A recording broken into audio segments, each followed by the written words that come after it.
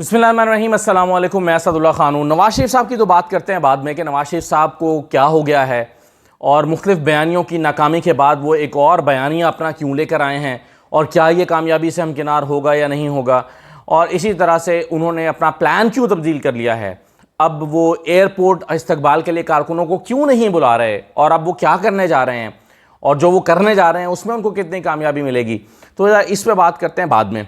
पहले मैं आपको बताऊं, ये पीपल्स पार्टी ने जो बड़ा शोर मचाया हुआ है और कह रही है कि लेवल प्लेइंग फील्ड नहीं है, लेवल प्लेइंग फील्ड मिलनी चाहिए, हमें लेवल प्लेइंग फील्ड नहीं मिल रही, इससे क्या मुराद है और उन्हें कैसे अंदाज़ा हुआ है कि नवाज शरीफ साहब लाडले बन गए हैं।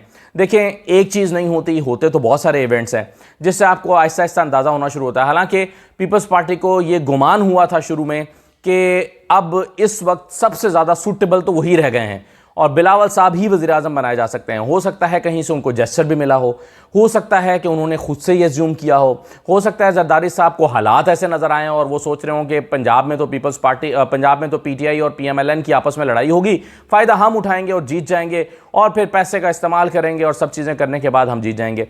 लेकिन आहिस्ता आहिस्ता ये उम्मीदें उनकी दम तोड़ने लगी। एक वाक़या मसलन मैं आपको सुनाता हूँ, उससे आपको अंदाज़ा होगा कि पीपल्स पार्टी को कैसे पता चला कि नवाज शरीफ साहब लाडले हो गए हैं। देखिए, कुछ अर्सा पहले की बात है जब 9 मई हुआ और 9 मई के बाद तहरीक इंसाफ टूटना शुरू हुई, लोगों ने प्रेस कॉन्फ्रेंसेस करना शुरू की और मुख्तलिफ पार्टीज़ में जाने लगे। किसी ने अपना ग्रुप बना लिया, हाशिम डोगर साहब ने इब्तिदा में पहले अपना ग्रुप बनाया, साथ में उनके वो एक और भी साहब शामिल हो गए। उसके बाद उन्होंने जो जहांगीर तरीन साहब ने अपनी एक पार्टी का ऐलान किया, इस्तेहकाम पाकिस्तान पार्टी बन गई, कुछ लोग उसमें जाने लगे, कुछ लोग नून लीग में जाने लगे। पीपल्स पार्टी ने भी कोशिश की कि सबसे ज़्यादा वो ये तासुर दें कि लोग उनके पास आ रहे हैं और सबसे ज़्यादा पंजाब की अब मुतहरिक जमात तो वही हैं, और ये तासुर भी उन्होंने देने की कोशिश की पीपल्स पार्टी ने कि लोगों को पता चले कि इस्टेब्लिशमेंट भी हमें ही चाहती है, इसीलिए जो लोग पीटीआई से टूट रहे हैं वो हमारे पास आ रहे हैं। पीपल्स पार्टी ने इसके लिए बड़ी कोशिश की।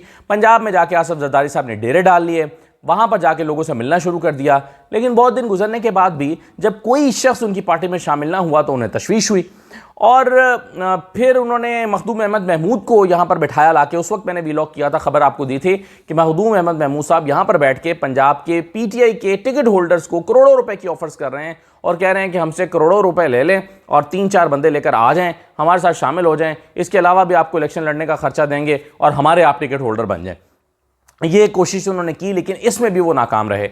लेकिन पंजाब के एक बुजुर्ग सियासतदान है नसरुल्लाह दरेशक साहब, जो कि 2018 से 23 तक पीटीआई के एमएनए रहे हैं, और उनके साहबजादे हसनैन बहादुर दरेशक जो हैं वो भी यहाँ लाइफ स्टॉक के पंजाब में मिनिस्टर रहे हैं। तो पीपल्स पार्टी उन्हें राम करने में कामयाब हो गई। अब मैं आपको खबर देने जा रहा हूँ कि नसरुल्लाह दरेशक साहब जो हैं वो जब लाहौर जरदारी साहब से मिलने के लिए घर से रवाना हुए तो रास्ते में उनको अता तारड़ साहब की कॉल आई। अता तारड़ साहब ने कहा कि दरेशक साहब, आपको लिए नवाज शरीफ साहब का पैगाम है कि आप वहाँ पर मत जाएं, जल्दी ना करें, आप हमारे साथ मुलाकात करें, हम आपको बेहतर अकोमोडेट करेंगे, नवाज शरीफ साहब आपसे मिलना चाहते हैं। लेकिन नसरुल्लाह दरेशक साहब ने जवाब दिया कि मैंने जरदारी साहब के साथ ज़बान कर ली है और फैसला कर लिया है, तो अब मैं वहीं पर जाऊँगा और उन्हीं के साथ मिलूँगा और उन्हीं की पार्टी में जाऊँगा। नसरुल्लाह दरेशक साहब को मनाने की अता तारड़ साहब ने काफ़ी कोशिश की लेकिन नाकाम रहे। अता तारड़ साहब का फ़ोन बंद हुआ तो थोड़ी देर में एक और कॉल नसरुल्लाह दरेशक साहब को आती है। वो कॉल सुनने के बाद दरेशक साहब अपनी गाड़ी वापस मोड़ते हैं और घर चले जाते हैं। अब आप सोचिए कि ये बात जब जरदारी साहब को पता चली तो क्या उनको अंदाज़ा नहीं हुआ कि नवाज शरीफ साहब जो हैं वो अब लाडले हैं, या उनके ख्याल में लेवल प्लेइंग फील्ड इस तरह से अब इनको नहीं मिल रही कि जहाँ ये ज़ोर लगाते हैं वहाँ भी इनका ज़ोर नहीं लगने दिया जा रहा। तो यही वो लेवल प्लेइंग फील्ड है जिसकी नवाज शरीफ साहब 2018 में बात करते थे और कहते थे कि प्री पोल इंजीनियरिंग हो रही है और हमें लेवल प्लेइंग फील्ड नहीं मिली और इमरान खान लाडला है और इमरान खान के लिए सब कुछ हो रहा है। अब यही तासुर पीपल्स पार्टी नून लीग के बारे में कायम कर रही है और यही वजह है कि बार बार कह भी रही है कि level playing field, level playing field, level playing field. वो अलग बात है कि एमक्यूएम यही level playing field Peoples Party से सिंध में मांग रही है और कह रही है कि सिंध में पीपल्स पार्टी हमें लेवल प्लेइंग फील्ड नहीं दे रही। तो बहरहाल ये वाक़या आपसे के साथ शेयर करने का मकसद ये था कि पीपल्स पार्टी को अच्छी तरह अंदाज़ा हो गया है कि हम कहाँ खड़े हैं। अब आ जाइए ज़रा नवाज शरीफ साहब पर। नवाज शरीफ साहब को भी अंदाज़ा हो गया है कि हम अवाम में कहाँ खड़े हैं। देखिए, नवाज शरीफ साहब ने एक नया बयानिया ढूंढा है। एक बयानिया उनका नाकाम हुआ कि वोट को इज्जत दो, वो पता चला कि वो तो फेक था, जाली नारा था, और दरअसल तो वोट को इज्जत देते देते वो एक्सटेंशन पर दस्तखत करते हैं, वोट को इज्जत दो का नारा लगाते हैं, जिसके खिलाफ जलसों में बात करते हैं, उसी की एक्सटेंशन पे साइन भी करते हैं। ख्वाजा आसिफ साहब हमें आके बताते हैं कि जी साइन करने का, यानी हमने नवाज शरीफ साहब ने हुक्म दिया है कि तमाम MNA जो हैं वो एक्सटेंशन पर साइन करेंगे, जबकि वोट को इज्जत दो का नारा लगाकर वो जलसों में कह चुके थे कि मुझे क्यों निकाला, और बताओ जनरल बाजवा मुझे मेरी हुकूमत को क्यों ख़त्म किया, और तुम हो इस कौम के मुजरिम। ये सब कहने के बाद वो एक्सटेंशन पे साइन भी कर देते हैं। तो वोट को इज्जत दो का नारा तो उस दिन दफन हो गया था जिस दिन नवाज शरीफ साहब ने एक्सटेंशन पे साइन किए थे। उसके बाद पिछले कुछ अरसे से वो एक और नारा चला रहे हैं, और वो कह रहे हैं कि मैं यहाँ 2017 का पाकिस्तान आपको वापस ला के दूंगा। 2017 का जो पाकिस्तान है उसके बारे में वो समझते हैं कि वो तरक्की कर रहा था, लेकिन उसके बाद शायद खकान अब्बासी का दौर हो या उनके भाई की हुकूमत हो, वो दोनों हुकूमतें फ्लॉप रही हैं और वो परफॉर्म नहीं कर सके। और वो कह रहे हैं कि मैं आऊँगा तो 2017 वाला लेकर जाऊँगा। हालांकि कहना उनको ये चाहिए था कि मैं आऊँगा तो शहबाज शरीफ के 2022 और 23 के कारकर्दगी का तसलसल दूंगा, लेकिन वो उसको नहीं कह रहे। इसका मतलब है कि वो उसको तस्लीम कर रहे हैं कि शहबाज शरीफ का दौर तो नाकाम हो गया, इसीलिए वो कह रहे हैं कि 17 वाले दौर में वापस आपको लेकर जाऊंगा और वहीं से कंटिन्यू करूंगा। तो ये बयानिया भी उनका नाकाम होता हुआ नजर आ रहा है, क्योंकि लोग महंगाई से इतना परेशान हैं, और आज जो चीज़ें हो रही हैं उस सब का जिम्मेदार जो है वो इसी हुकूमत को समझते हैं। और लोग जो हैं, जाहिर है आज जो लोग अपना किसी भी हवाले से एग्रेशन शो करना चाहते हैं या गुस्सा दिखाना चाहते हैं, मसलन अम्मार की मौत पर भी जिन लोगों को गुस्सा है, या घरों में बैठ के जो औरतें आंसू बहाती रही हैं, वो जाहिर है किसी का दरवाज़ा जाके नहीं पीट सकती और नहीं पीटना चाहिए, और वो कोई एहतजाज नहीं कर सकती, लेकिन वो अपना एहतजाज बैलेट पेपर पर ज़रूर रिकॉर्ड कराएंगी। और वो लोग उस दिन ज़रूर निकलेंगे जिस दिन इलेक्शन होंगे, और अपने इस तमाम गुस्से का इजहार जो कतरा कतरा करके उनके पैमाने में जमा हो रहा है, वो सारा गुस्सा उस दिन बैलेट पेपर पर जाके निकाल देंगे। नवाज शरीफ साहब को इस बात का एहसास है और होना चाहिए। यही वजह है कि नवाज शरीफ साहब जो हैं इस बयानिया के बाद एक और बयानिया लेकर आए हैं, और वो बयानिया वो समझते हैं कि माजी में भी कामयाब हो चुका है, कारगर रहा है, और मौजूदा दौर में भी इमरान खान ने यही बयानिया इख्तियार किया तो बहुत कामयाबी मिली है, इसीलिए वो एक एंटी इस्टेब्लिशमेंट बयानिया दोबारा लेकर आए हैं। कल के उन्होंने जो कारकुनों से खिताब था उसमें कहा है कि जनरल बाजवा और जनरल फैज़ हमीद का एहतसाब होना चाहिए, इनको कटहरे में खड़ा करना चाहिए, और जब तक इनसे एहतसाब नहीं होगा पाकिस्तान आगे नहीं बढ़ सकता। ये जो एंटी इस्टेब्लिशमेंट बयानिया बनाने की कोशिश कर रहे हैं नवाज शरीफ साहब, ये एक तो पहले फ़र्क ये है कि नवाज शरीफ साहब हमेशा साबिक जर्नलों के ख़िलाफ़ बात करते हैं, और जब 2007 में वो पाकिस्तान आ रहे थे तब भी उन्होंने यही नारा लगाया था कि मैं वापस आऊँगा तो कारगिल कमीशन बनाऊँगा, और कारगिल कमीशन बना के मैं दूध का दूध और पानी का पानी करूँगा। तो उस वक्त भी उन्होंने जो है वो परवेज़ मुशर्रफ के माजी के कारनामों का हिसाब लेने की कोशिश की। 2013 में जब उनकी हुकूमत बनी, और हुकूमत बनने के बाद जुलाई में पार्लियामेंट के अंदर खड़े होकर ऐलान किया गया कि आर्टिकल 6 के तहत परवेज़ मुशर्रफ का मुआवजा किया जाएगा, या आर्टिकल 6 के तहत उसको सज़ा दी जाएगी, ट्रायल किया जाएगा परवेज़ मुशर्रफ का। फिर हमने देखा कि वो ट्रायल कैसे हुआ कि परवेज़ मुशर्रफ को उठा के पहले हॉस्पिटल और फिर बाहर पहुंचा दिया गया, और नवाज शरीफ साहब मुंह देखते रह गए। तब भी उन्होंने ये कोशिश की। उसके बाद फिर जब जनरल बाजवा के ख़िलाफ़ भी नारे लगाए। आज जब जनरल बाजवा जा चुके हैं तो वो साबिक जर्नलों के ख़िलाफ़ दोबारा नारे लगा रहे हैं, और वो कह रहे हैं कि उनका एहतसाब हो, लेकिन मुकाबला वो करने की कोशिश कर रहे हैं उस बयानी के साथ जो उनकी मुखालिफ जमात मौजूदा इस्टेब्लिशमेंट के ख़िलाफ़ लगा रही है।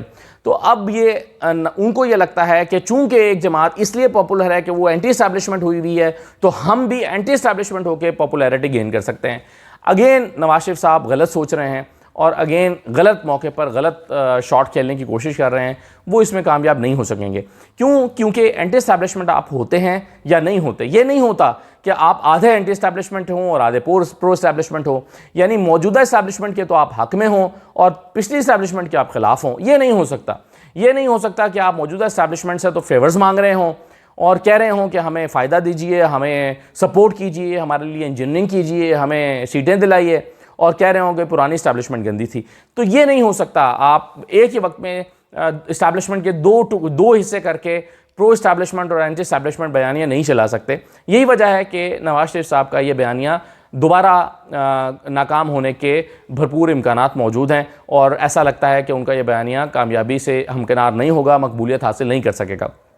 एक और चीज़ देख लीजिए, नवाज शरीफ साहब जो हैं उन्होंने ये फैसला किया है कि अब वो एयरपोर्ट पर इस्तकबाल करने के लिए कारकुनों को नहीं बुलाएंगे। कुछ अर्सा पहले ये फैसला हुआ था कि कारकुनान एयरपोर्ट पर नवाज शरीफ को लेने जाएंगे और 10 लाख की तादाद में 10 लाख लोग जमा होंगे और 10 लाख लोग जो हैं वो आकर नवाज शरीफ का इस्तकबाल करेंगे। फिर उन्हें अंदाज़ा हुआ कि 10 लाख नहीं आ सकते, 1 लाख भी नहीं आ सकते, 50,000 भी नहीं आ सकते, 5-10 हज़ार अगर लोग आए तो मजाक बन जाएगा। नवाज शरीफ को अंदाज़ा हुआ कि अगर 5-10 हज़ार लोग आ भी गए एयरपोर्ट इकट्ठे करके ले भी आए तो फिर ये सारे लोग यहाँ से तितर बितर हो जाएंगे तो मीनार पाकिस्तान कौन आएगा। इतनी बड़ी तादाद में तो उनके फॉलोअर्स इस वक्त मौजूद नहीं हैं कि यहाँ पर मीनार पाकिस्तान भी भर दें और एयरपोर्ट भी भर दें। तो उन्होंने हिकमत का तकाजा यही समझा कि कारकुनों से कहें कि नवाज शरीफ साहब सिक्योरिटी रीजंस की वजह से एयरपोर्ट से हेलीकॉप्टर में मीनार पाकिस्तान पहुँचेंगे, इसलिए आप बराह रास्त मीनार पाकिस्तान पहुँचें और एयरपोर्ट पर उनका इस्तकबाल करने के लिए ना आएँ।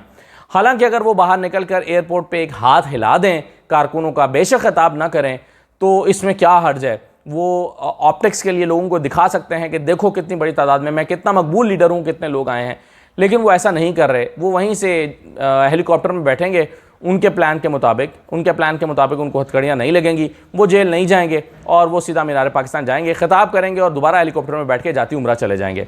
ये उन्होंने नवाज शरीफ साहब ने प्लान बनाया है। अब मीनार पाकिस्तान पे जलसा आसानी से भरम आपका रख सकता है। वहाँ पर अगर आप 20-30 हज़ार भी लोग इकट्ठे कर लें और पंडाल ज़रा छोटा बना लें और लाइटें दूर दूर लगाने की बजाय करीब करीब लगा लें, तो वो कैमरा इस तरह से ऑपरेट किया जा सकता है कि 20 हज़ार लोग भी 60-70-80 हज़ार लोग लगें और एक बड़ा जलसा नज़र आए। और इसी तरह अगर आप 50-60 हज़ार लोग जमा कर लें तो फिर वो 2 लाख लोग दिखाए जा सकते हैं। तो ये सारा कुछ जो है ये मुमकिन है, ये किया जा सकता है। तो नवाज शरीफ साहब को लगता है कि अगर, या नून लीग को लगता है कि अगर मीनार पाकिस्तान पे एक जलसा कर लें तो उस पर शोर शराबा मचाया जा सकता है, बिल्कुल ऐसे ही जैसे जलसे जो हैं परवेज़ खटक साहब छोटे छोटे जलसे कर रहे हैं। लेकिन उनके यहाँ पर हमारे बैठे हुए ट्विटर पर सहाफ़ी जो हैं वो बताते हैं कि कमाल हो गया, PTI ख़त्म हो गई खैबर पख्तूनख्वा में, क्योंकि परवेज़ खटक ने तारीख का सबसे बड़ा जलसा कर दिया है। तो ऐसे नारे लगाने वाले आप देख लीजिएगा, उस दिन भी कुछ लाल रंग के कोट पहन के कुछ ख़वातीन आएंगी और आकर कहेंगी कि जनाब आज तो नवाज शरीफ छा गए हैं, इतनी मकबूलियत तो उनकी 1997 के इलेक्शन में भी नहीं थी जितनी आज हो गई है। तो ऐसी बातें हमें सुनने को मिल जाएंगी। लेकिन असल बात यह है कि 10 लाख का तो नून लीग को खुद पता चल गया है कि 10 लाख लोग तो बहरहाल नहीं आने वाले। उनको अंदाज़ा हो गया है कि 1 लाख लोग भी नहीं आने वाले। उनको अंदाज़ा हो गया है कि लोगों को इस वक्त निकालना आसान नहीं है। लोग बहुत गुस्से में हैं, मुख्तलिफ वजूहात की बिना पर गुस्से में हैं, महंगाई की वजह से गुस्से में हैं, लाकानूनियत की वजह से गुस्से में हैं, पंजाब में पुलिस का लोगों के घरों में घुस कर ख़वातीन की बेहुरमती करने की वजह से गुस्से में हैं। कोई जवाब दे ना चले, इबाद फ़ारूक तो दहशतगर्द है, पकड़ लिया। इबाद फ़ारूक की बीवी को घसीट कर क्यों गाड़ी में डाला गया? इबाद फ़ारूक की माँ को घसीट कर क्यों गाड़ी में डाला गया? उस्मान डार तो चलें दहशतगर्द है, लेकिन उस्मान डार की माँ की बेहुरमती क्यों की गई? कोई बताए ना। अब उस्मान डार की माँ से हमदर्दी रखने वाले सियालकोट के लोग कैसे नवाज शरीफ पर गुस्सा नहीं होंगे या कैसे अपने गुस्से का इजहार नून लीग पर नहीं करेंगे? तो ये बातें जो हैं वो नून लीग को समझ आनी चाहिए और मेरा ख्याल है आ रही हैं, तभी उन्हें अंदाज़ा हो रहा है कि क्या हो रहा है। इजाज़त दीजिए, अल्लाह हाफ़िज़।